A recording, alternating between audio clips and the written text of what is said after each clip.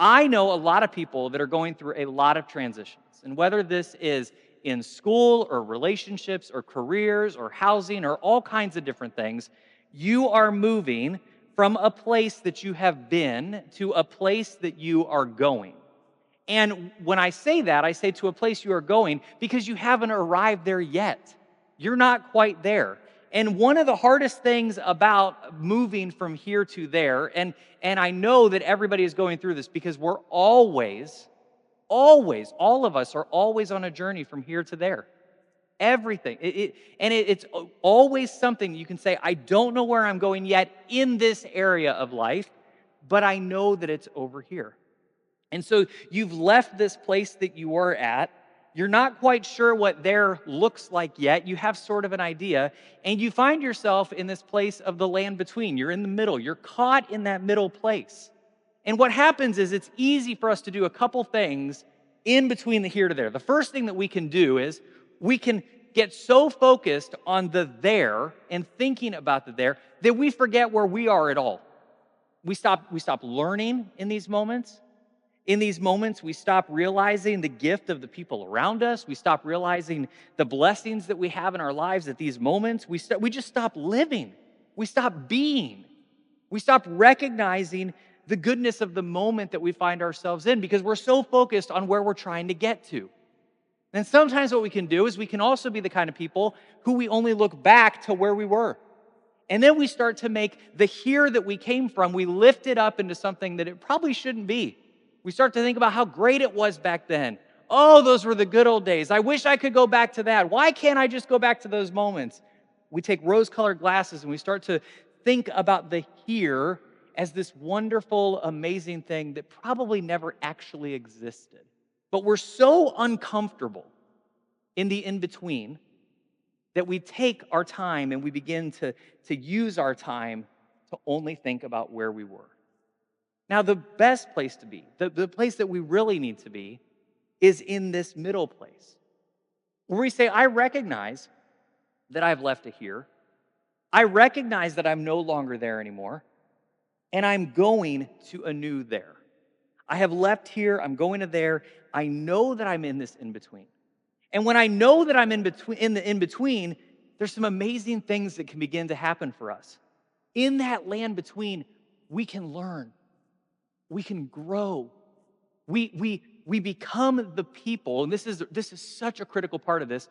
We become the people that we want to become when we get there. See, for a lot of us, we think that something is going to happen, that we're going to get there, and all of a sudden, once we get there, everything's going to make sense. I'm going to be the person I'm supposed to be. I'm going to be in the moment that I'm supposed to be at. I'm going to get there. But we have to start here. We have to start being the person that we want to be there. We have to start being that person now. And that's really, honestly, I think that's why this series, why I found this to be so meaningful. I found it so important just in my own life. Because I have found myself in a lot of different places, in a myriad of situations, realizing that I left the here that I was at.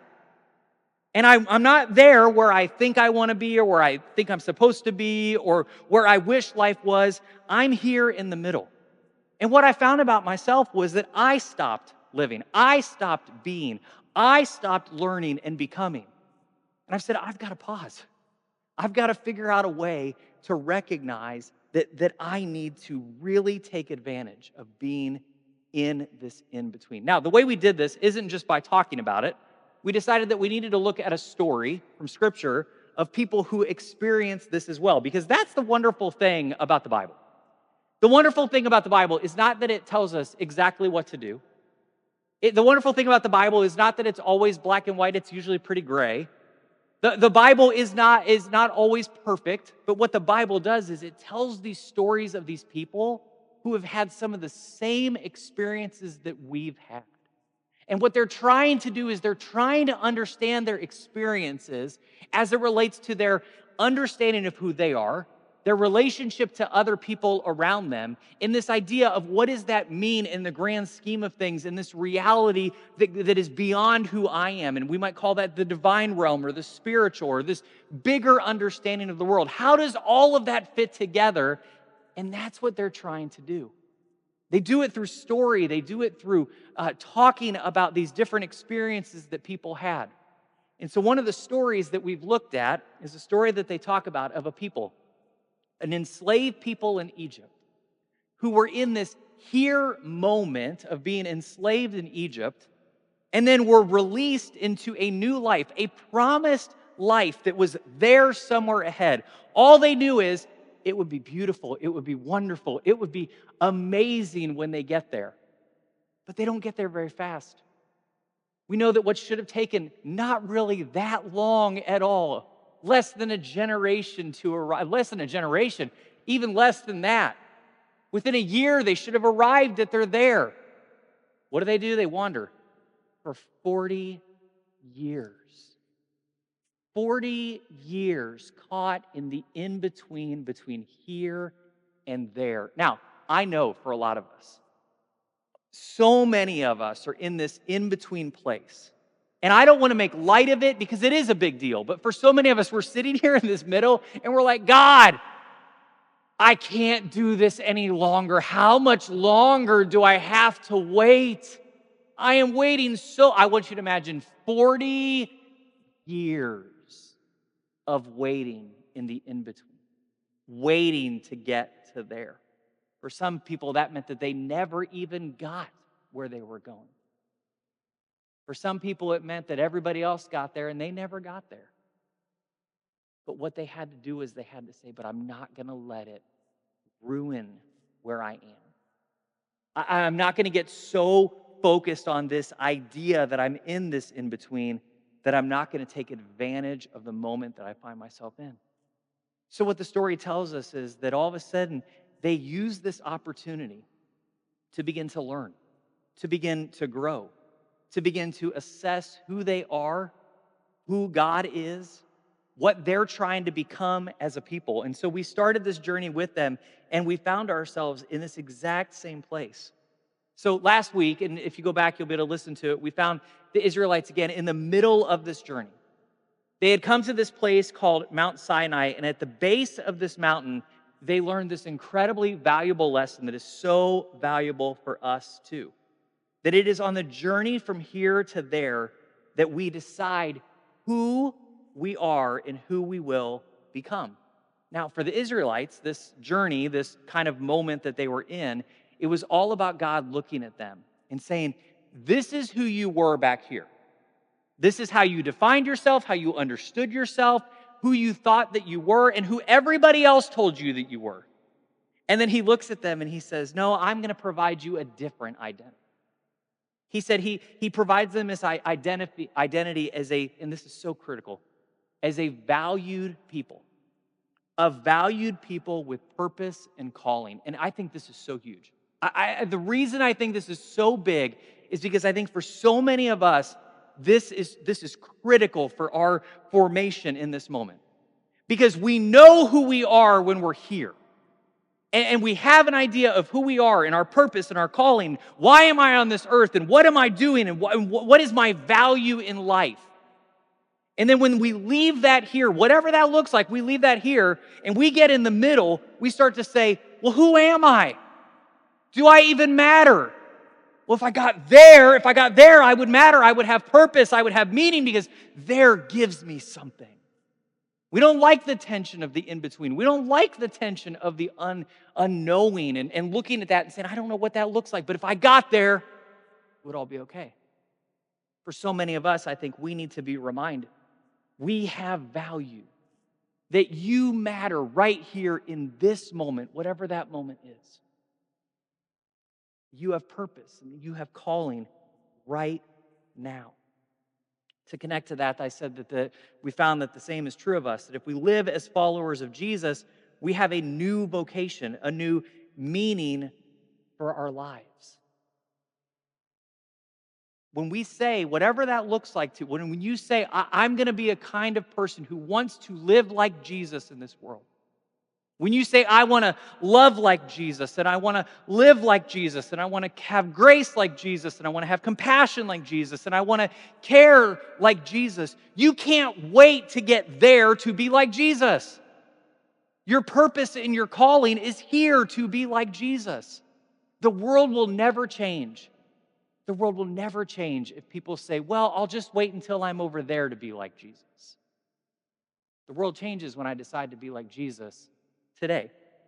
I was getting my hair cut, talking about moving a transition from here to there. I'm moving from my summer shave to my actual haircut. And so I know, right? I was in the in-between moments, and I'm still in the in-between moments, but I pull into this place, and I have had the same person cut my hair for over a decade. I'm one of those people, I get set in my routines, and so I call my friend Joby, and I said, I need to get a haircut, and she says, yes, you do.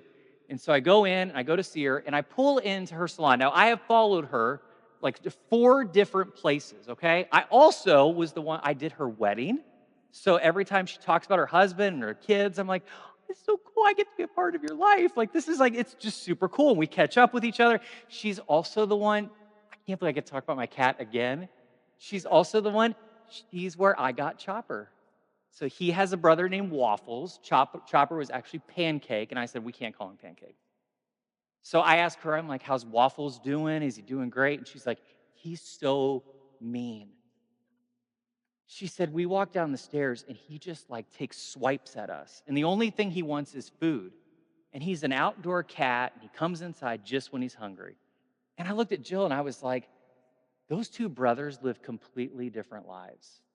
Chopper lives like a little king in our house. He is in charge of everything. And his brother is not so much. But anyways, that being aside, we have this deep relationship and friendship. So I'm following her to all these different places where I get my hair cut. And today was Thursday was the first time that I saw this sign in front of her place that was just a moment where I looked at it and I said, oh, that's it.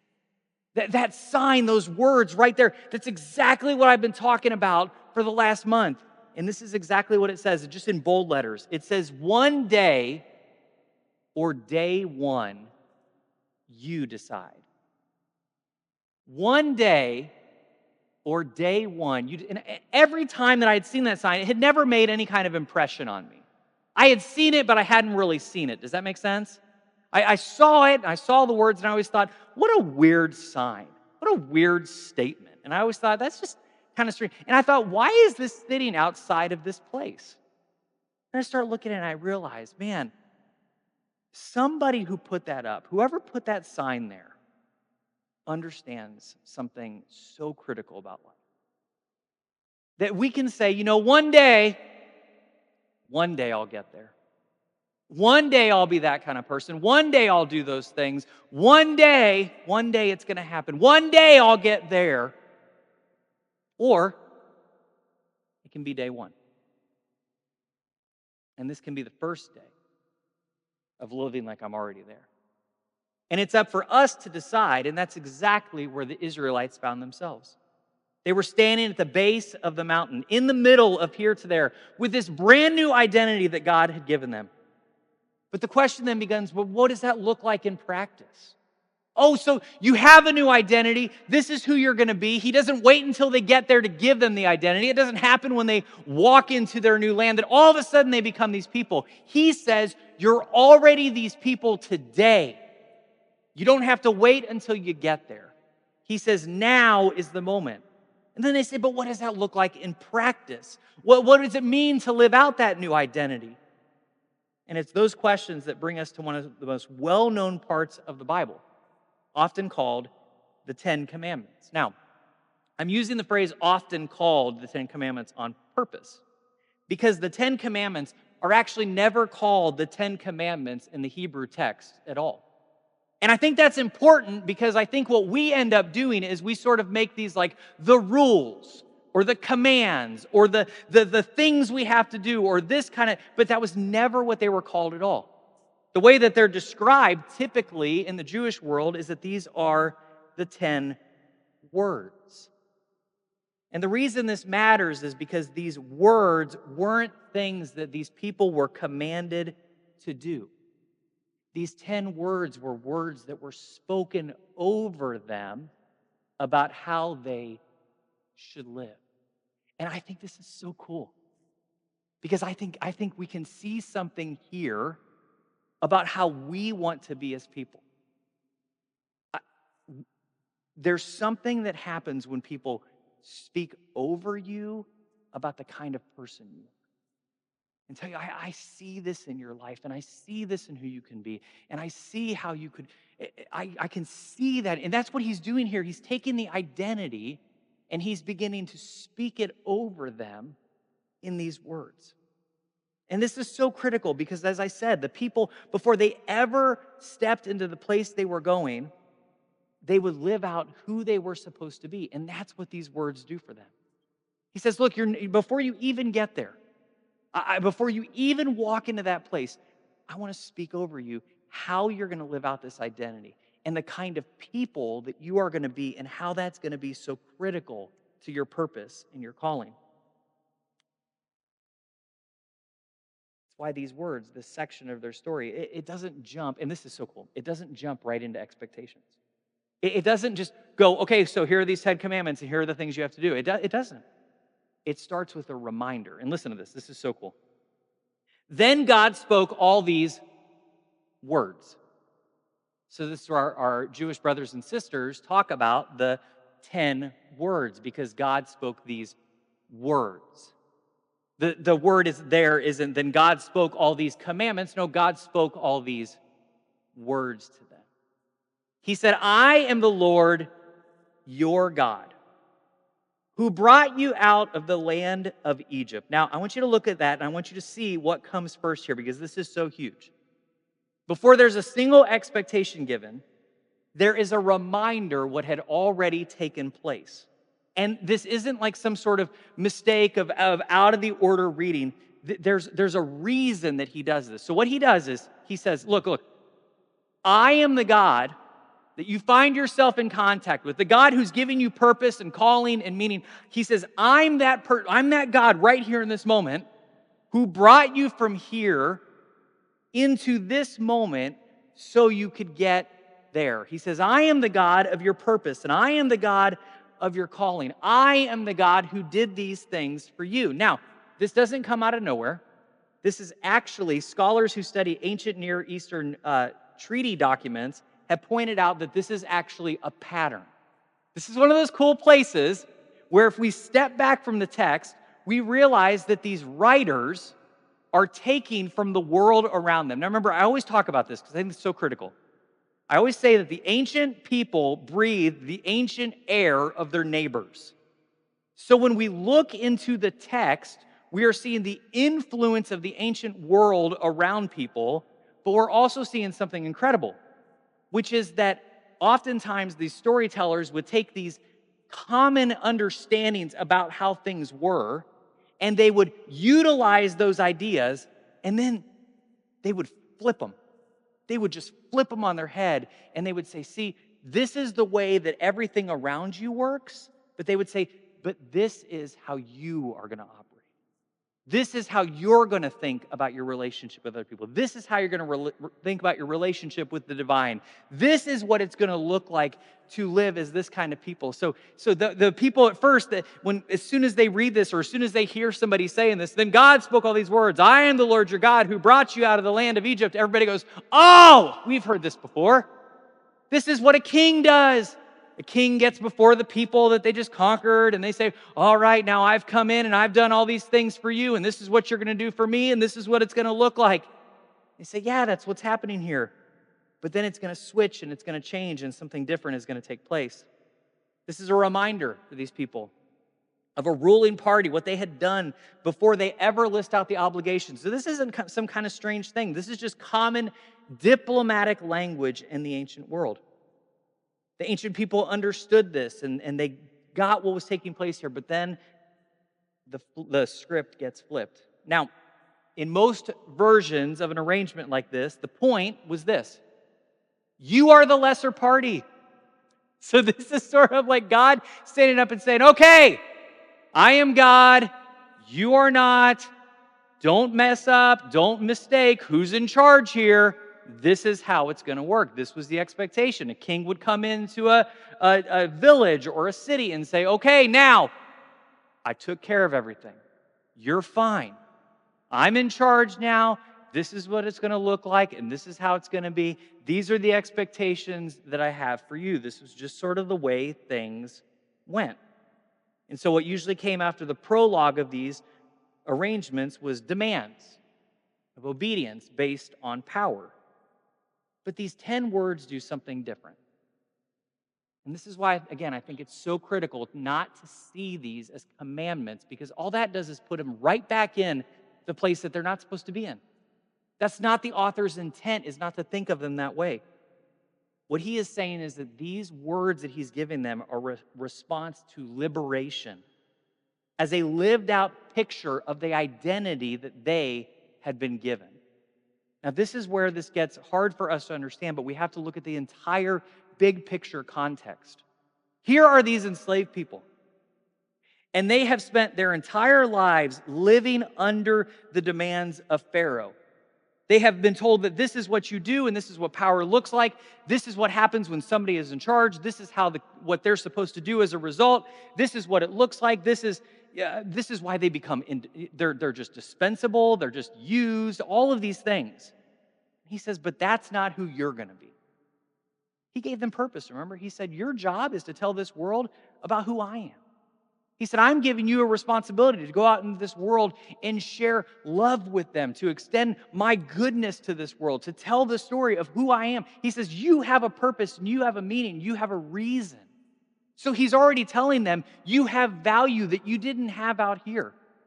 And then he begins to say, and if you're going to live out that kind of value, that's how you're going to have to live in community with others.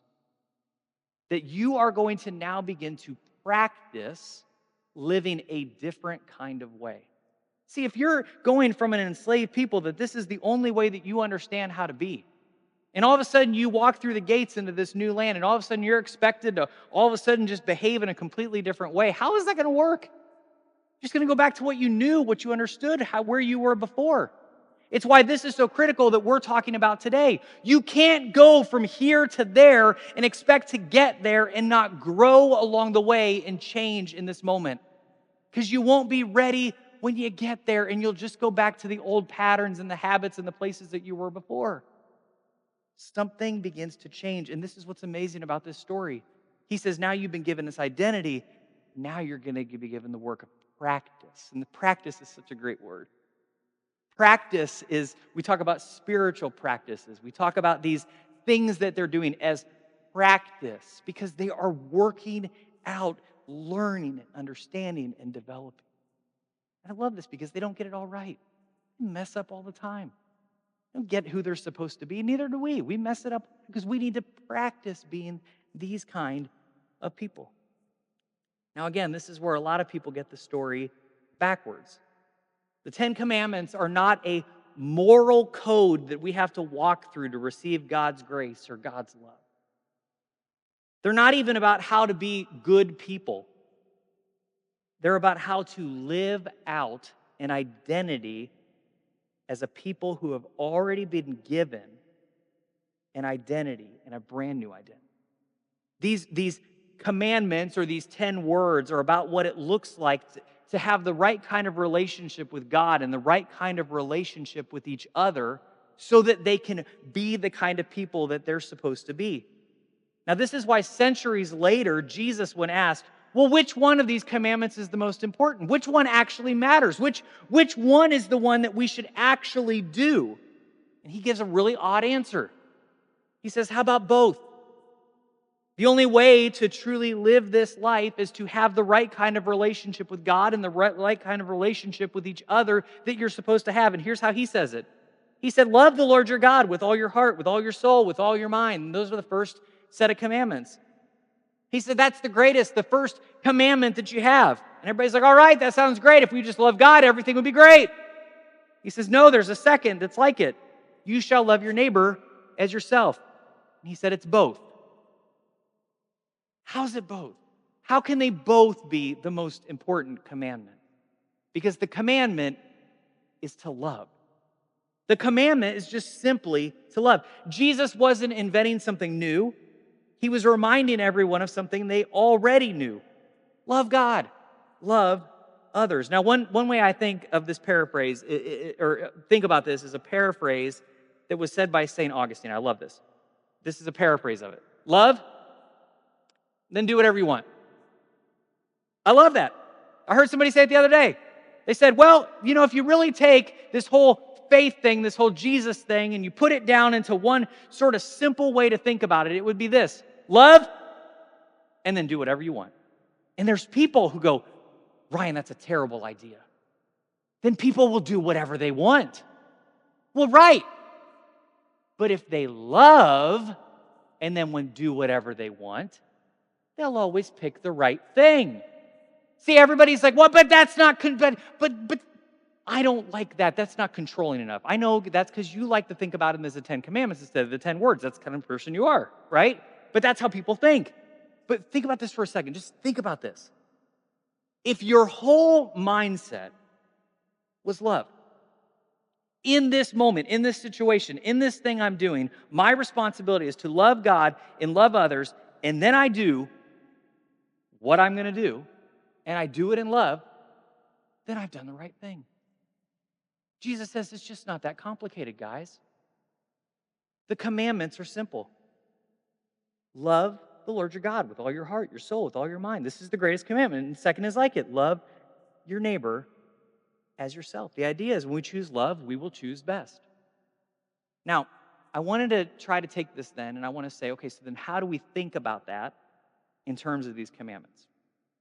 And as we get to the end of this message, here's what I want to do. I want to take one of those specific commandments, and I want to see how does this idea of love, do whatever you want, love God, love others as the primary focus, how does that work out in one of these specific commandments? And this is really cool.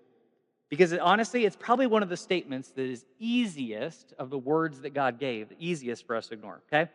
Exodus 20, 8 through 11, he says this: remember the Sabbath day and keep it holy.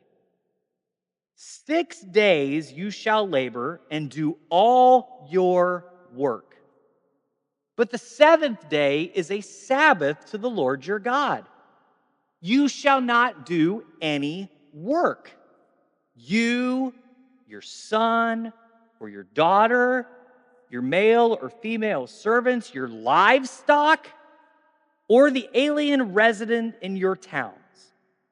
For in 6 days the Lord made heaven and earth, the sea, and all that is in them, but rested the seventh day. Therefore the Lord blessed the Sabbath day and consecrated it. Now, this command is so fascinating because it isn't an obligation to sit still.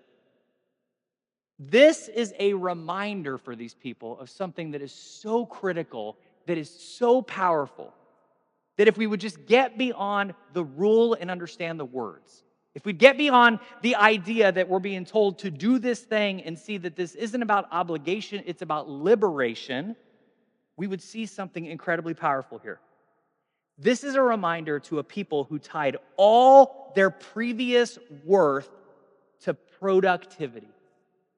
They thought that all of their worth, everything about who they were, was tied to who they are, to what job they did, to the value that they gave to other people and to society. I mean, I am just so glad that we are beyond the place where the first thing we do when we introduce ourselves is tell people what we do for a living.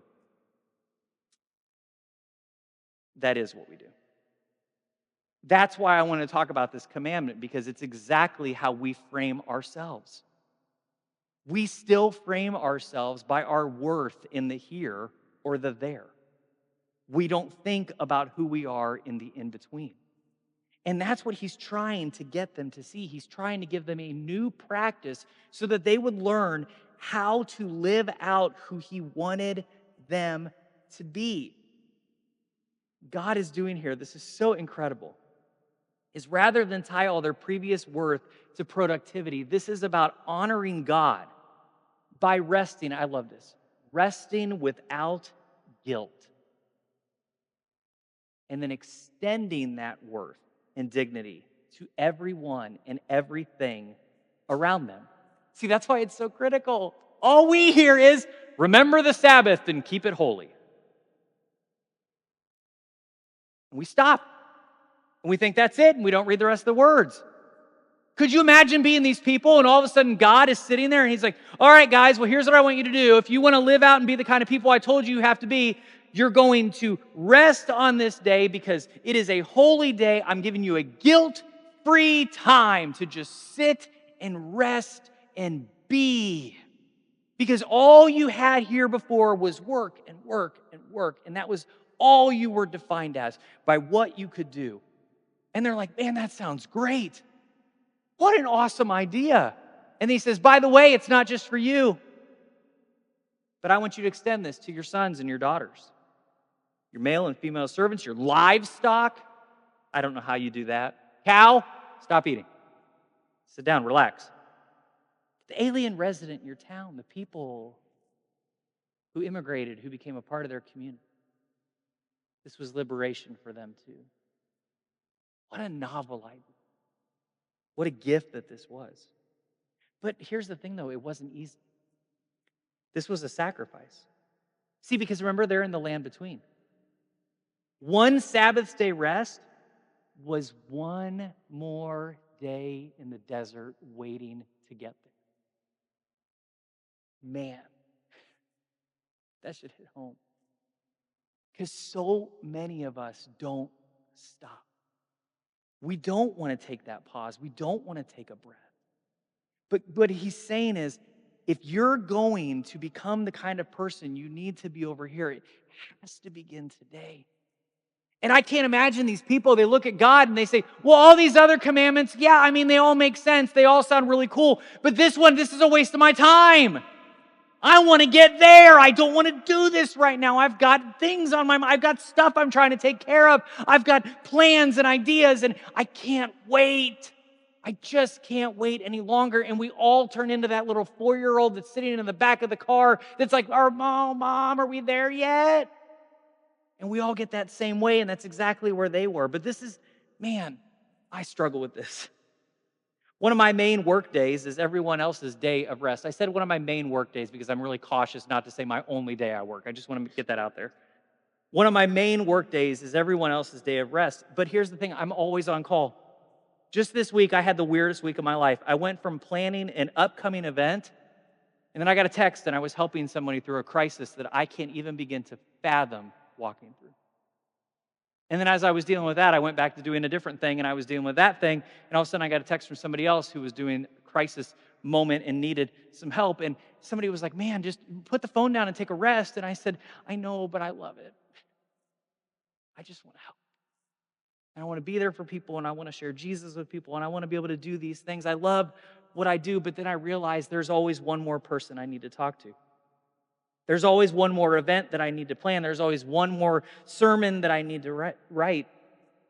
And you have the same reality in your life. It just has different names. There's always one more thing that you need to do, one more place you need to go, one more errand that you need to run.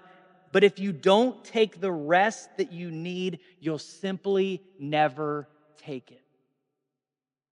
You cannot wait to say, well, I'll rest when I get there. Well, I'll take my Sabbath when I get there. Oh, I'll take that time to recognize God's goodness in my life when I get there, when I can rest. God said, look, you guys are going to be able to rest there. He said, but you won't if you don't practice it now. He says, if you don't stop here and do the things that you need to do now, you'll never be the kind of person that you need to be over here. And that's just one of the commandments. That's just one of the things about who we're supposed to be.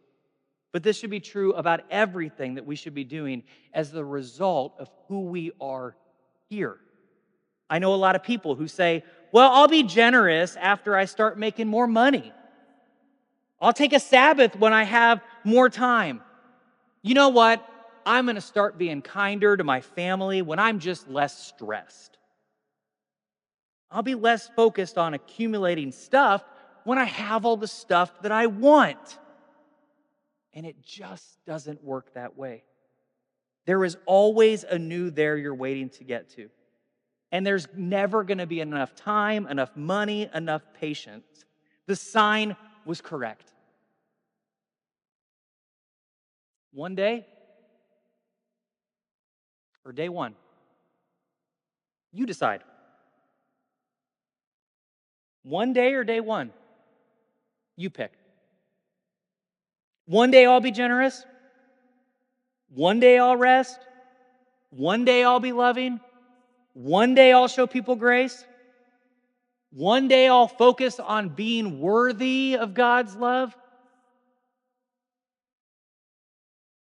If you know who you want to be someday, if you know who you want to look like when you get to this place, why are you waiting to become that person?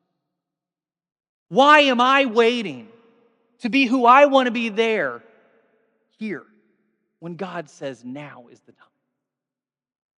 Don't wait until someday to be the person that you're supposed to be today, or you'll never do it. God, we thank you for this lesson that we find here that hits home for every single one of us in a different way. That all of us have this place that we're saying, oh, I'll get to that. I'll be that person. I'll do that thing. But we never do it. We don't start. God, help us to learn to be people who practice being the kind of people that we find ourselves in at this moment, in this in-between space. So that when we do get there, if there ever comes at all, that we know how to live the way that you called us to be. But help us to see the blessing that you have given us of this moment. That this moment is not a place that we sit and say, oh, one day. But God, that this moment that we're sitting in right here, right now, today, becomes day one of being the kind of people that we know we need to be for the rest of our lives. It's your name that we pray. Amen.